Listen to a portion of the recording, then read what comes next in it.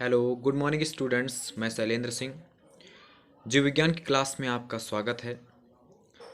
आज हम बात करेंगे रेस्पायरेशन के बारे में और इनके प्रकारों के बारे में, यानी श्वसन के बारे में और इनके प्रकारों के बारे में। उसके पहले मित्रों, मैं आपसे रिक्वेस्ट करता हूं, मेरे इस चैनल को अभी तक सब्सक्राइब अगर ना किए हों तो सब्सक्राइब कर दें और लाइक शेयर ज़रूर करें। और अगर ये वीडियो आपको अच्छी लगे तो कमेंट भी ज़रूर करिए। तो आज हम लोग इस वीडियो में बात करेंगे रेस्पायरेशन के बारे में, यानी कि श्वसन के बारे में और उनके प्रकारों के बारे में। तो सबसे पहले मैं बात करता हूँ श्वसन है क्या चीज़। श्वसन एक ऐसी प्रक्रिया होती है जिसमें जीव सांस लेता है, और श्वसन जो होता है ये हर जीव के लिए महत्वपूर्ण है। जैसे उच्च श्रेणी के जंतु होंगे तब भी क्रिया उनमें महत्वपूर्ण है, और निम्न श्रेणी के जंतु होंगे तब भी श्वसन उनके लिए महत्वपूर्ण है।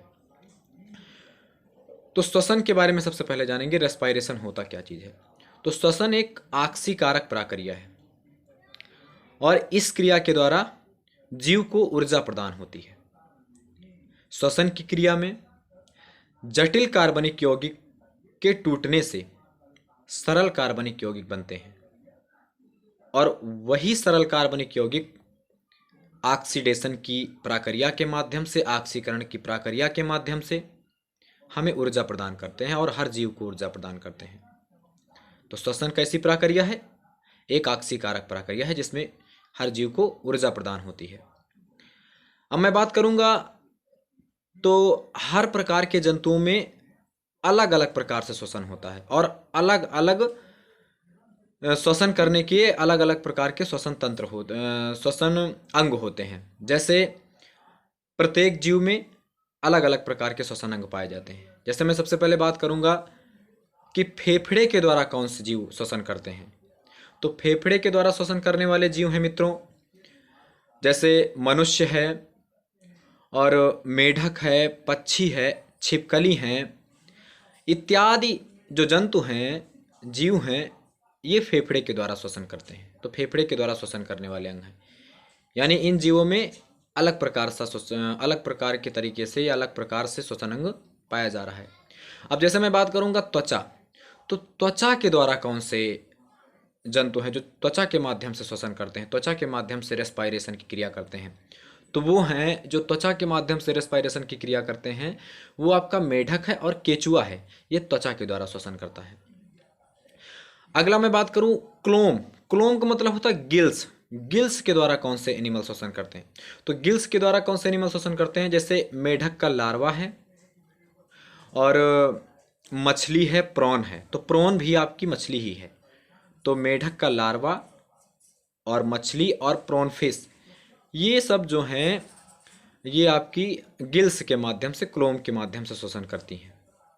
अब मैं अगले श्वसन अंग की बात करूंगा। जैसे अगला श्वसन अंग है श्वसन नाल, जिसको ट्रैकिया कहते हैं। और ट्रैकिया के द्वारा जितने भी इस संसार में कीट हैं,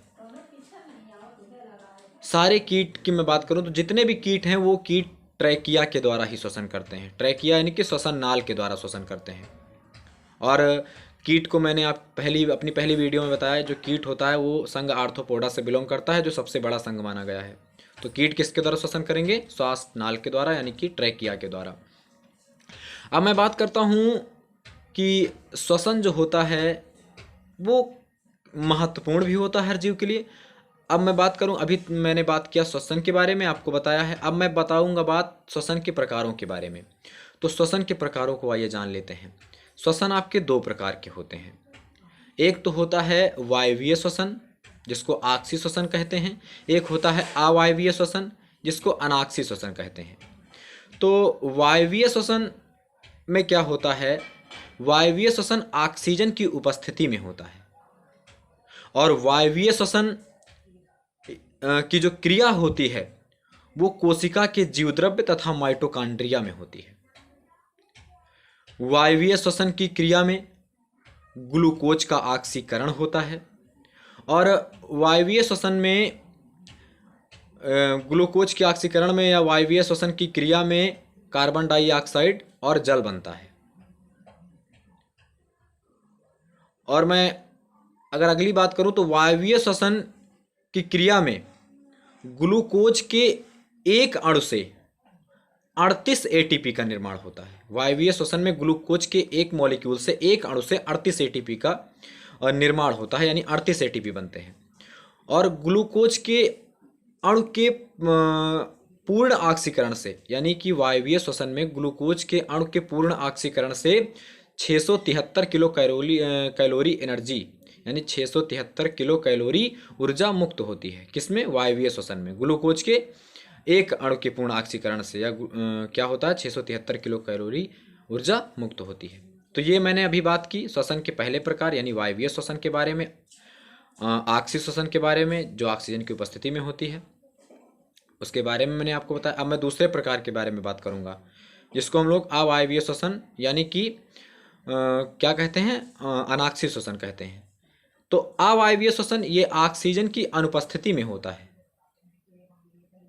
ऑक्सीजन की अनुपस्थिति में कौन सा श्वसन होता है? अवायवीय श्वसन होता है। यह क्रिया केवल जीवद्रव्य में होगी। वायवीय श्वसन किसमें होती थी? जीवद्रव्य और माइटोकॉन्ड्रिया में। लेकिन अवायवीय किसमें हो रही है? केवल जीवद्रव्य में हो रही है। तो यह क्रिया कोशिका के केवल जीवद्रव्य में होगी। कौन सी? अवायवीय श्वसन।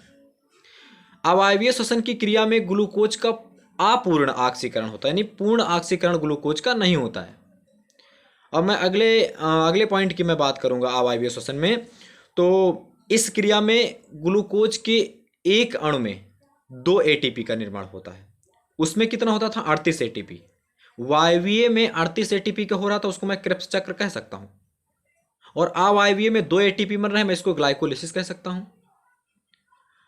तो 2 एटीपी किस में बन रहे हैं? अवायवीय में। और वायवीय में कितने बन रहे हैं? 38 एटीपी।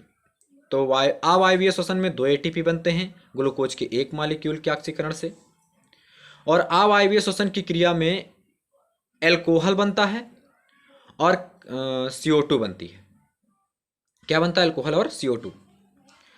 और अवायवीय श्वसन में ग्लूकोज के एक अणु से 21 किलो कैलोरी ऊर्जा मुक्त होती है। उसमें कितनी मुक्त होती थी? 673 किलो कैलोरी ऊर्जा वायवीय श्वसन में। और अवायवीय में कितनी हो रही है? 21 किलो कैलोरी ऊर्जा। अगर मैं बात करूं वायवीय श्वसन की, तो वायवीय श्वसन मित्रों उच्च श्रेणी के जंतुओं में होता है। किसमें होता है? वायवीय श्वसन उच्च श्रेणी के जंतुओं में होता है और अवायवीय श्वसन निम्न श्रेणी के जंतुओं में होता है। जैसे ईस्ट है, जीवाणु है, कवक है, इसमें अवायवीय श्वसन होगा जो ऑक्सीजन की उपस्थिति में नहीं होता है। और उच्च श्रेणी के जंतु यानी कि मैं बात करूंगा उच्च श्रेणी के जंतु जैसे हम मनुष्य हैं और बहुत से उच्च श्रेणी के जंतु हैं जिनमें वायवीय श्वसन होता है। लेकिन कवक, जीवाणु और मैं बात करूंगा कवक है, जीवाणु है, तो इन सब में क्या होगा? इन सब में, और ईस्ट है, इसमें अवायवीय श्वसन होगा जो ऑक्सीजन की अनुपस्थिति में होता है। तो आज के हम इस वीडियो में मित्रों जाने हैं श्वसन के बारे में यानी रेस्पायरेशन के बारे में और श्वसन के प्रकारों के बारे में जाने हैं। तो आज की वीडियो में इतना ही। अगर ये वीडियो आपको अच्छी लगी हो तो इसको लाइक, शेयर, सब्सक्राइब जरूर करें और ताकि मैं आपको जूलॉजी की और यानी कि बायोलॉजी की अगली वीडियो आपको दिखा सकूं और उसका अच्छा नॉलेज आपको दे सकूं। तो मैं शैलेंद्र सिंह, आज की वीडियो में इतना ही। धन्यवाद।